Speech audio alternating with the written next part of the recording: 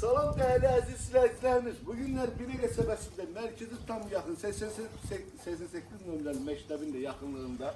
Bravo marketin arka tarafından da yol gelir bu ev tarafa. Evimiz 2 mərtəbəlidir, 4 otaqlıdır. Paket qubçalı evdir, 2 sotları değerli izleyicilerimiz. Gazımız, işığımız, suyumuz daimdir. Gördüğünüz gibi güzel qəşəng küçəsi olan yaşıllıq bir dənə yaşayışlı masjiddə süper bir dənə 4 otaqlı evin təqdimatına aparıq. Gəlin değerli dostlar, evimizin həyatını tanış edirik. Değerli izleyicilerimiz, gördüğünüz gibi hayatımız 2-3 maşınlı hayatdır, qəşəng bir süperdir yani. Bağ üçün nəzərdə saxlanmışdı burada.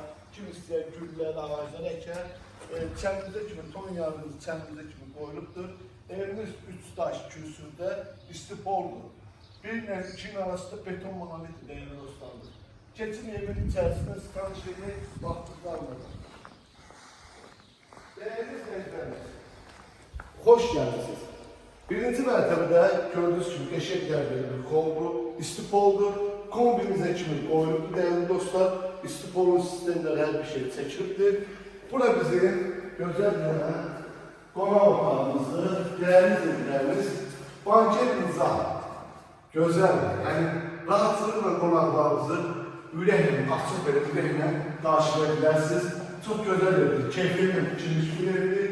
Bu isə bizim kanalları və mətbələrimiz de gelişti değerli dostlarımız.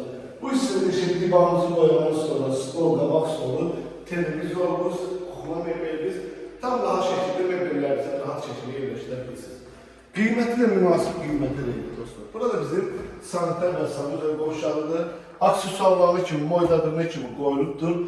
Duşla kimi asma tavanlı dostlar. Burada istipol var. Değerli izleyicilerimiz, kesinlikle inşallah evin 2. mərtəbəsini tanış edeyim. Bəyəklər bildiğim kimi 1 ilə 2'nin arası beton monolitdir dostlar.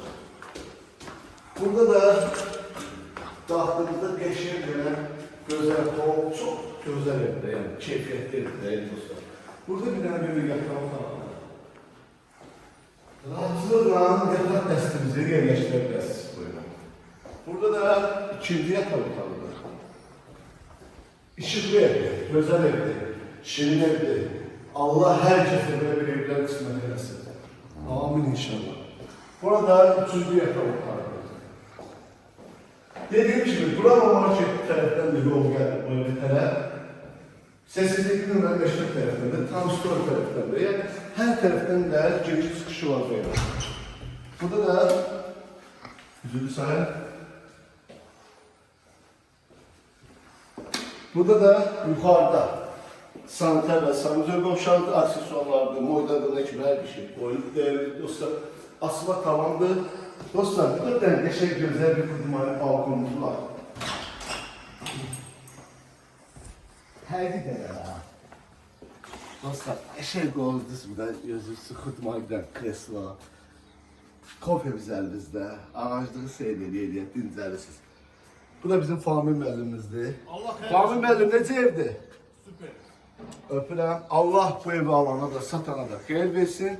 Qiyməti isə neçədir Fahmi müəllim? 130 bin. 130 minə deyilir dostlar. 130 minə deyilir. İnşallah gəldinizdə real alıcı ilə danışıb razılaşma olar. Allah alanı satana da xeyir versin. Sağ ol Fahmi müəllim. Sağ olun dostlar.